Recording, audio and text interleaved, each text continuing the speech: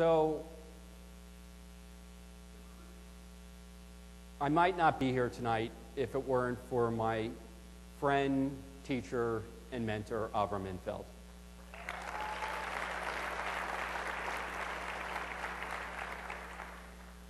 I say that in part because it's true, and in part because this has been such a remarkable learning experience. When you get a Jewish educator that sits down with you and doesn't just say, here's what I'm going to tell you, but where are you willing to go with your vision and leadership? And how much am I willing to release the reins in order to allow you to get there? That's a remarkable teacher. And it was a remarkable moment for me to have. It's been a long moment. It's been an extended moment. It's a moment that actually ain't exactly over. And I'm very blessed to have that. We've learned much together. You have taught all of us, Avram, the difference between loving and liking. You have taught all of us that there's no such thing as Jewish history, but there is such things as Jewish memories. And they exist not only in the past, but also in the present and also in the future. You've done something that's very difficult in allowing me to step forward and find my own voice and my own leadership, and to only encourage me and to help me and to offer advice and to not offer advice. All of those things come from someone only that has the kind of wisdom and vision that you do. We're all blessed by you as a teacher. You will always be our teacher. You will always be a part of our family. We will always be a part of your memories as well as you a part of our memories. All of those things are lasting. They last beyond title. They last beyond tenure.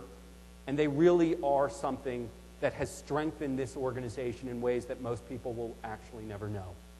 I'm eternally grateful for that partnership and for your help in helping me succeed in this presidency. About 6 months ago, when you came up with this crazy idea of yours, the next one in the line of crazy ideas that you've presented, that you were actually going to pull together a group of funders. I think I just spit in honor of, I don't know.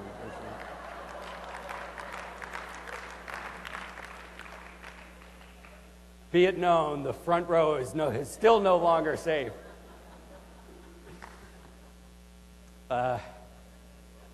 You had this crazy idea of putting together organizations that don't sit at the same table because you saw a historic opportunity in the former Soviet Union. And you said the right thing for the Jewish people is for all of these players right now to sit down at the table and to put more money into this enterprise. And no one believed you. People said, it would take a miracle. You did it. Last week, on a conference call between Jerusalem, Moscow, and Washington, a video conference call, we agreed with the Jewish Agency, with the JDC, with the Schusterman Foundation, with the Chase Foundation, with Hillel, all sitting around the table, all making a commitment to take Hillel and the former Soviet Union to where it needed to go. Because of the historic opportunity we have to do it, you are the only person that could have pulled that off, Avram. Thank you.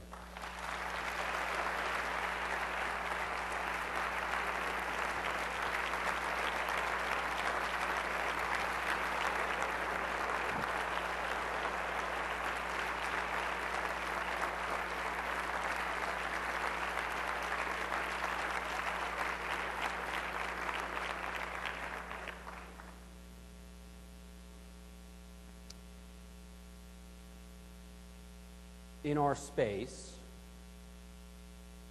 in our time, Bizman Hazeh.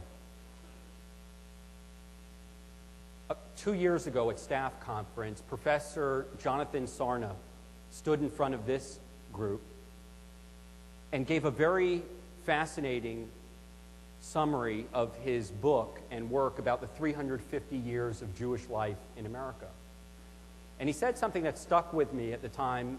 I only read the book after I heard the lecture, which he said, when you look at the American Jewish experience over the 350 years, it is not a history of linear descent.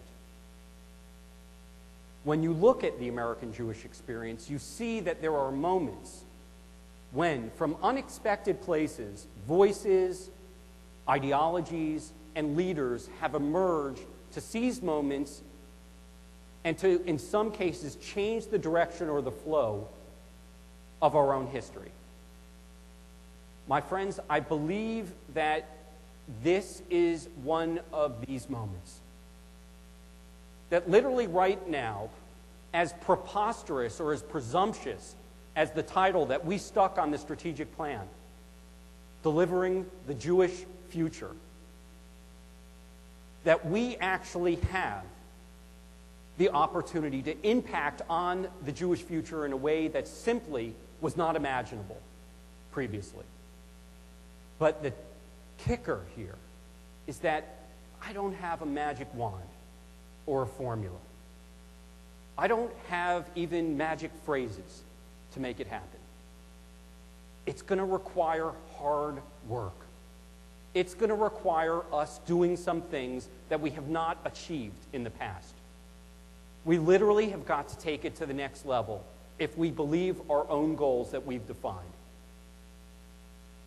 Doubling the number of students involved in Jewish life and having meaningful Jewish experience, it's not going to just happen. It's not going to happen because we come up with a great idea in Washington and say, here, just go do it. We don't have great ideas like that. This will only happen if it works on your campuses. That's it. We can't make it happen from Washington. We need to be partners in this to make it happen. I think there are 4 high-level priorities that we need to think about over the course of this next year in order to succeed. And I wanted to be succinct with them. The first is clear. We have got to make the sum of the parts bigger, grander, and stronger than the whole. And the only way we can do that, the essential to doing that, is that we collaborate and communicate together. Now, when I was out in Los Angeles earlier in the year, I sat down with 3 colleagues who had been talking about an idea that they had to promote the collaboration and communication. And the particular conversation we were having was over a round of margaritas. Now, I'm not suggesting that the conversation was as successful as it was because of the margaritas, but it is quite possible. I don't want to make it a best practice, but whatever goes on in the bar in Baltimore stays in Baltimore. The idea that emerged from that conversation and other conversations that were happening with folks is that we needed a vehicle. We called it a cabinet to allow for an interchange of ideas between the field to advise the International Center in our thinking. Not after we've decided, but before we've decided that the field would be a part of this process.